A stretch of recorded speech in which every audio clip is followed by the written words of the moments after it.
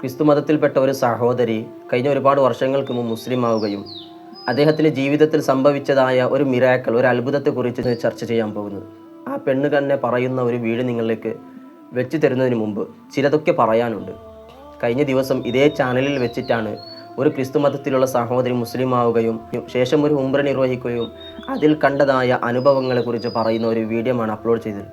എത്രയോ ആൾക്കാർ അതിനെ കാണുകയും അതിൻ്റെ അടിയിൽ ഒരുപാട് കമൻസുകൾ വായിക്കാനിടയായി. പലരും നല്ല രീതിയിലുള്ള കമൻസുകളാണ് ഇട്ടതെങ്കിലും ബാക്കി ചിലർ മോശമായ കമൻസുകളാണ് ഇട്ടത്. അത് പിന്നെ ദഹിക്കാൻ പറ്റാത്ത ആൾക്കാർ അത്തരത്തിലുള്ള കമൻസുകളെ ഇടാറുള്ളൂ. ഏതായാലും പിന്നെ ബാക്കിയുള്ള ആൾക്കാർ ചോദിച്ച ഒരു ചോദ്യമാണ്, ഇത്തരത്തിലുള്ള വീഡിയോ നിങ്ങൾ ഇടാറുള്ള കാരണം എന്താണ്, അതിൽ നമുക്ക് എന്താണ് കിട്ടാറുള്ളതെന്നാണ്. സത്യത്തിൽ ഞാൻ ഇത്തരത്തിലുള്ള വീഡിയോ ഇടാനുള്ള കാരണം, നമ്മളിൽ നിന്ന് പലരും ഇസ്ലാമിനെ മനസ്സിലാക്കാത്തവരാണ്. ഇസ്ലാം എന്താണെന്ന് ശരിക്കും അറിയാത്ത ആൾക്കാർ പലതുമുണ്ട്. ഉമ്മാൻ്റെ വയറ്റിൽ നിന്ന് പുറത്തേക്ക് വരലോടുകൂടി മുസ്ലിം ആയവരാണ്. ബാക്കിയുള്ള ആൾക്കാർ, ഈ മതം മാറിയ ആൾക്കാരൊക്കെ ഇസ്ലാമിനെ കണ്ടറിഞ്ഞ് മനസ്സിലാക്കിക്കൊണ്ടാണ് അവർ ഇസ്ലാമിലേക്ക് വന്നത്.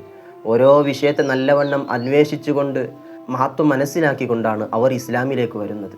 അപ്പോൾ ആ വിഷയത്തെ ചർച്ച ചെയ്യുമ്പോൾ നമുക്ക് ഒരു ഈമാൻ ഉറപ്പിക്കാനുള്ള കാരണമാകും എന്ന ഒരു ബോധത്തോടു കൂടിയാണ് ഇത്തരത്തിലുള്ള വീഡിയോകൾ ഇടുന്നത്. ഒരുപാട് ആൾക്കാർ മുസ്ലിമീങ്ങളായ വിഷയങ്ങൾ ചർച്ച ചെയ്യണമെന്ന് ആഗ്രഹമുണ്ട്.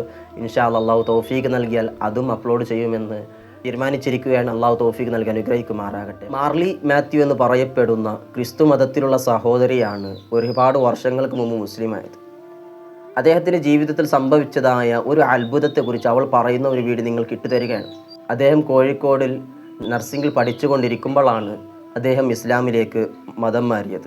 അങ്ങനെ അറബി കുറച്ചെങ്ങാനും പഠിച്ച് പരിശുദ്ധ ഖുർആൻ പാരായണം ചെയ്യാനുള്ള ഒരു രീതിയിൽ അദ്ദേഹം എത്തി. അദ്ദേഹം പഠിക്കുന്ന കോളേജിൽ അവസാനം ഇറങ്ങുന്ന സമയത്തിൽ അവിടെയുണ്ടായ ആൾക്കാർ പരിശുദ്ധ ഖുർആനിൻ്റെ കോപ്പികൾ കൊടുക്കാറുണ്ടായിരുന്നു. ഏറ്റവും എളുപ്പമായ ഒരു ഖത്താണ് റസ്മുൽ ഉസ്മാൻ എന്ന് പറയുന്ന ആ ഒരു ഖത്ത് എന്നുള്ളത്. അത് വായിക്കാനും വളരെ എളുപ്പമായ ഒരു ഖത്തവും കൂടിയാണ്.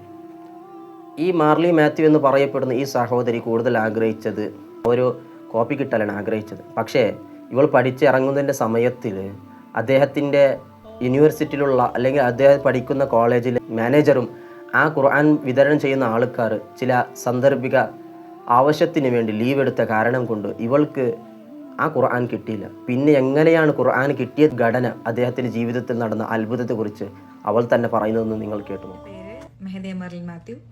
ഞാനൊരു റിവേർട്ടാണ്. പണ്ട് എൻ്റെ പേര് മെർലിൻ മാത്യു എന്നായിരുന്നു. ഞാനൊരു ക്രിസ്ത്യാനിയായിരുന്നു. പിന്നീട് ഞാൻ മതം മാറി. ഞാൻ നഴ്സിംഗ് പഠിക്കുമ്പോഴാണ് ഞാൻ മതം മാറുന്നത്. അപ്പോൾ എന്നെ അറിയത്തില്ലാത്തവർക്ക് വേണ്ടിയിട്ടാണ് കേട്ടോ ഇതൊക്കെ പറയുന്നത്. അപ്പോൾ അറിയാവുന്ന കുറേ ആൾക്കാർ കാണും. എത്ര ആൾക്കാർ ഈ വീഡിയോ കാണുമെന്നറിയില്ല. അപ്പം ഞാൻ എന്താണ് ഈ പറയാൻ പോകുന്നതിനെ കുറിച്ചിട്ടുള്ള ഒരു ഇൻട്രൊഡക്ഷൻ, ഞാൻ ആരാണെന്ന് അറിഞ്ഞാലേ നിങ്ങൾക്ക് അതെന്താണെന്ന് മനസ്സിലാവുള്ളൂ. അതുകൊണ്ട് മാത്രമാണ് ഇത് പറയുന്നത് കേട്ടോ.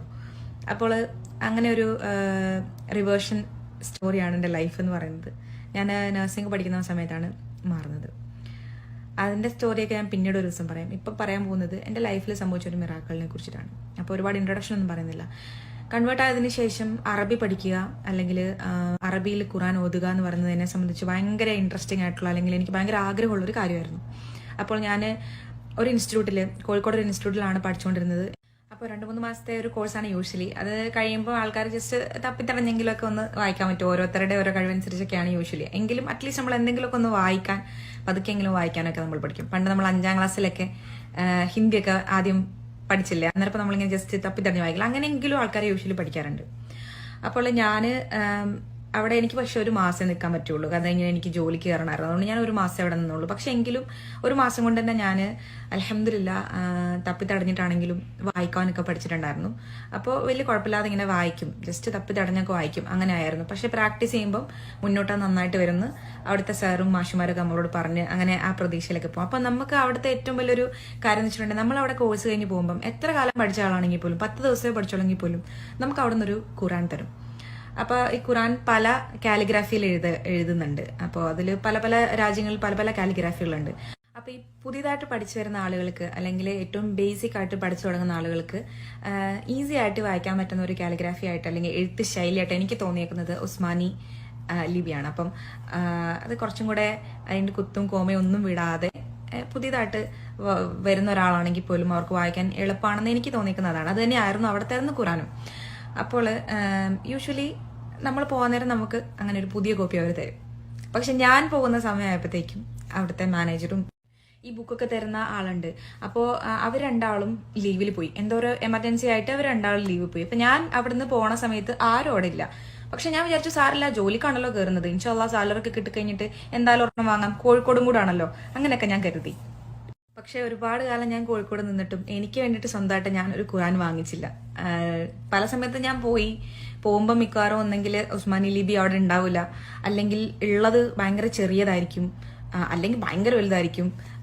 എന്തൊക്കെയോ പല പല കാരണങ്ങൾ കൊണ്ട് എനിക്ക് ഇഷ്ടപ്പെടായോ, ഞാൻ പിന്നീട് വാങ്ങിക്കാൻ നീട്ടുവോ, ചെയ്താൻ എന്നെ മറപ്പിച്ചതാവാം, അല്ലെങ്കിൽ ആ സമയത്ത് ഞാൻ അത് പരീക്ഷിക്കപ്പെട്ടതാവാം, ഞാൻ മേടിച്ചില്ല. പിന്നെ വേറൊരു കാരണം, പ്രധാനപ്പെട്ട കാരണം എന്ന് വെച്ചാൽ ഇക്ര ഹോസ്പിറ്റലിലാണ് ഞാൻ വർക്ക് ചെയ്തത് കോഴിക്കോട്. അപ്പം അവിടെ എൻ്റെ ഗുരുതുലനായിട്ടുള്ള ജാബിർ സാഹിബ് എന്ന് പറഞ്ഞിട്ടൊരു അദ്ദേഹം ഉണ്ട്. അദ്ദേഹം എനിക്കൊരു ഖുറാൻ സമ്മാനം തന്നായിരുന്നു, വേറൊരു ലിപിയിലുള്ള നല്ല ഭംഗിയുള്ള ഒരു ഖുറാൻ. പക്ഷെ അത് ഭയങ്കര ഡിഫിക്കൽട്ടായിരുന്നു എനിക്ക് വായിക്കാൻ, കാരണം ഞാനൊരു തുടക്കക്കാരിയായതുകൊണ്ട് എനിക്ക് ഭയങ്കര പാടായിരുന്നു. അത് കൂട്ടെഴുത്താണ്, എനിക്ക് ഭയങ്കര പാടായിരുന്നു. അപ്പോൾ ഞാൻ ഒരു തവണ വീട്ടിൽ പോയപ്പോൾ ഉമ്മച്ചി അത് കണ്ടിട്ട് നല്ല രസമുണ്ടല്ലോ എന്ന് പറഞ്ഞിട്ട് ഉമ്മച്ചിക്ക് അത് ഇഷ്ടമായി, ഉമ്മച്ചി അത് എടുത്തു. പിന്നെ അപ്പം എൻ്റെ കയ്യിൽ വീണ്ടും മലയാളം കോപ്പി, ഇംഗ്ലീഷ് കോപ്പി, പിന്നെ എൻ്റെ കയ്യിൽ ഫോണിൽ ആപ്പ് ഉണ്ട്, അതുമാണ് എൻ്റെ ആകെ ഉണ്ടായിരുന്നത്. പിന്നെ എല്ലാവരുടെ കയ്യിലും ഫോണിലൊരു ഖുറാൻ ഉണ്ടാവില്ല. അപ്പോൾ എൻ്റെ കയ്യിലുള്ള ആ ഫോണിലുള്ള ഖുറാൻ്റെ ആപ്പ് ഞാൻ യൂസ് ചെയ്യുന്നതിനകത്ത് ട്രാൻസ്ലേഷൻ ഉണ്ട്, അറബിയുണ്ട്. ആ അറബി ഞാൻ വായിക്കാൻ ഉദ്ദേശിക്കുന്ന അല്ലെങ്കിൽ വാങ്ങിക്കാൻ ഉദ്ദേശിച്ച ഉസ്മാനി ലിപിയിലുള്ളത് തന്നെയായിരുന്നു. അപ്പം ഞാൻ എന്താക്കി, ഓക്കെ ഫൈൻ, അതുണ്ടല്ലോ, അങ്ങനെ ആ ഒരു രീതിയിൽ അങ്ങ് ഉഴപ്പി. അവസാനം ഞാൻ അവിടുന്ന് സൗദിയിലേക്ക് വന്നു. സൗദിയിൽ വന്നപ്പം വരാന്നതിന് മുന്നേ ഞാൻ വാങ്ങിക്കണം ഒരു ഖുറാൻ പെന്നുണ്ട്, നമുക്കിങ്ങനെ ഖുറാൻ്റെ കൂടെ തന്നെ ഒരു പെന്ന് കിട്ടും. എന്നിട്ട് അതിങ്ങനെ നമ്മൾ ഓരോ വാക്കിൻ്റെ മുകളിൽ വെക്കുമ്പോഴും അതിൻ്റെ അർത്ഥവും അത് പതുക്കെ സ്പീഡിലോ സ്ലോയിലോ ഒക്കെ നമുക്ക് കേൾക്കാം, അതങ്ങനെ പഠിക്കാം. ആ സാധനം വാങ്ങണം എന്ന് വിചാരിച്ചു, ഖുറാൻ പെൻ. അതും വാങ്ങിച്ചില്ല, മറന്നുപോയി. അങ്ങനെ ഞാൻ സൗദിയിലെത്തി കഴിഞ്ഞപ്പം ഒരു കുറച്ച് നാൾ കഴിഞ്ഞപ്പോഴത്തേക്കും റമദാൻ വന്നു. റമദാൻ ആയപ്പോഴാണ് എനിക്ക് വിഷമമായത്. കാരണം ഞാൻ എത്ര കാലമായി മതം മാറിയിട്ട്. എൻ്റെ കയ്യിൽ ഒരു അറബി ഖുറാൻ ഉണ്ടെങ്കിൽ ഫോണിൽ നമ്മൾ ഫോൺ എടുത്ത് കഴിയുമ്പോൾ യൂഷ്വലി ഏതെങ്കിലും ഒരു നോട്ടിഫിക്കേഷൻ മൂലം വരുമ്പോൾ ഓട്ടോമാറ്റിക്കലി നമ്മുടെ ശ്രദ്ധ പോവും, പിന്നെ അതിലേക്ക് പോവും. പിന്നെ ആരെങ്കിലും വിളിക്കും, അല്ലെങ്കിൽ ഫോൺ കയ്യിലെടുത്താൽ നമുക്ക് പറയേണ്ട ആവശ്യമില്ലല്ലോ, ഓട്ടോമാറ്റിക്കലി നമ്മുടെ ശ്രദ്ധ പകുതി പോവും. അപ്പോൾ സത്യം പറഞ്ഞാൽ എനിക്ക് എന്നോട് തന്നെ റിഗ്രറ്റ് തോന്നാൻ തുടങ്ങി, എനിക്ക് വിഷമം തോന്നാൻ തുടങ്ങി. ഞാൻ എന്താ ഇങ്ങനെ? പിന്നെ ഞാൻ അള്ളാനോട് ദുആ ചെയ്ത്, പഠിച്ചോണേ ഞാനാ ചെയ്ത് മോശമാണ്, ഞാനത് വാങ്ങിക്കാതെ വന്നത്, അല്ലെങ്കിൽ അതിനോട് കൂടുതൽ ശ്രദ്ധ ഇല്ലാതായിപ്പോയത് എൻ്റെ കയ്യിലെ തെറ്റാണ്. ഞാൻ പിന്നെ കുറേ ഞാൻ ദുആ ചെയ്ത് എനിക്ക് എവിടെന്നെങ്കിലും ഒരു ഖുറാൻ അത് വാങ്ങണം, അങ്ങനെയൊക്കെ വിചാരിച്ചു. അങ്ങനെ വന്ന് ഈ സാഹചര്യങ്ങളോടൊക്കെ ഒന്ന് പൊരുത്തപ്പെട്ട് കാര്യങ്ങളൊക്കെ ഒന്ന് എല്ലായിടവും എനിക്ക് സ്ഥലങ്ങളൊക്കെ അറിയാം, ഒറ്റയ്ക്ക് പോകാനായി. അങ്ങനെയൊക്കെ ആയി വന്നപ്പോഴത്തേക്കും തന്നെ റമദാനായി.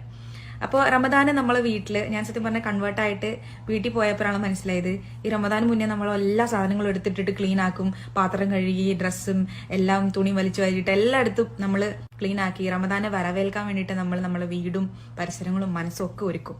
അപ്പോൾ അത് അറിയാവുന്നത് കൊണ്ട് റമദാന് മുന്നേ ഞാൻ വന്നപ്പം എൻ്റെ റൂം ആദ്യമേ നമ്മൾ വന്നപ്പോൾ നമ്മൾ ക്ലീൻ ആക്കി കയറിയെങ്കിൽ പോലും അപ്പോൾ എന്താ പറയുക, ഓൾറെഡി 5-6 മാസം കഴിഞ്ഞു. അപ്പോൾ എന്തായാലും ഇനിയിപ്പോൾ റമദാനാണ്, സോ നമ്മളെല്ലാം ക്ലീൻ ആക്കാമെന്ന് വിചാരിച്ചു. അപ്പം ഞാൻ കാണിക്കാൻ പോകുന്നത് ആ കാണുന്ന അലമാരി ഉണ്ടല്ലോ, അതിൻ്റെ മുകളിലൊരു കബോർഡുണ്ട്.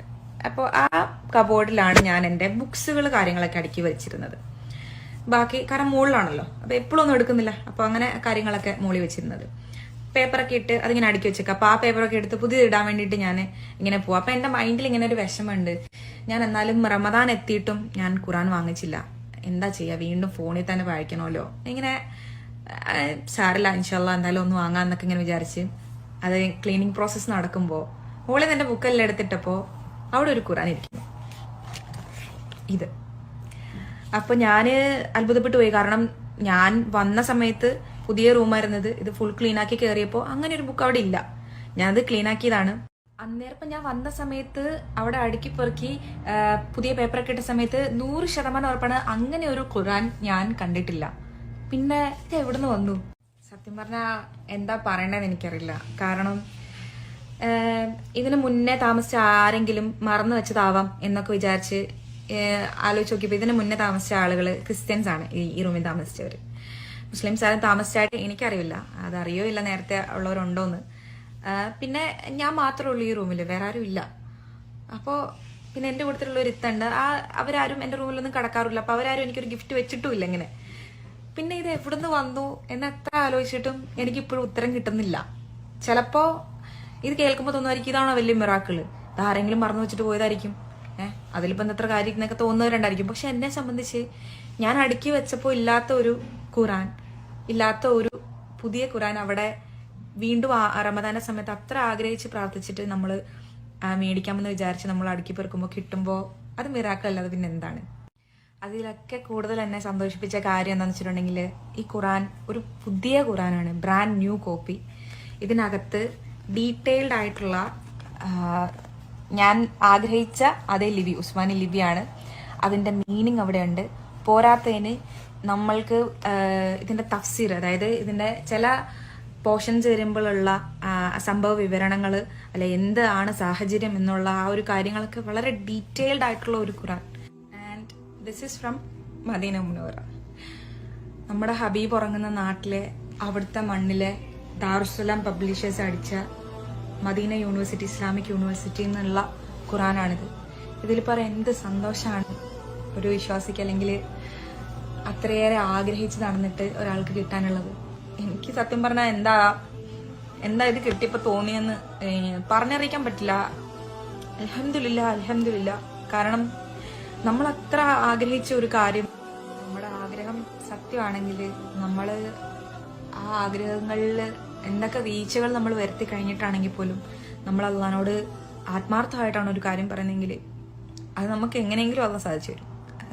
അതിൽ നമുക്ക് അനുഗ്രഹമുള്ള കാര്യങ്ങളാണെങ്കിൽ, നമ്മളുടെ നല്ലതിനല്ലാത്തതാണെങ്കിൽ ചിലപ്പോൾ അതിന് പകരം മറ്റെന്തെങ്കിലും ആയിരിക്കും. പക്ഷേ ഒരു ഖുറാൻ എനിക്ക് വേണം, അതും എനിക്ക് വായിക്കാൻ എളുപ്പമുള്ള, മീനിങ് മനസ്സിലാവുന്ന, സന്ദർഭങ്ങൾ വിവരിക്കുന്ന, എല്ലാം കൊണ്ടും എനിക്ക് എളുപ്പമുള്ള ഒരു ഖുറാൻ കിട്ടണമെന്ന് ഞാൻ അള്ളാഹിനോട്, അല്ലെങ്കിൽ വാങ്ങിക്കാൻ പറ്റണമെന്ന് ഞാൻ ദുആ ചെയ്ത്.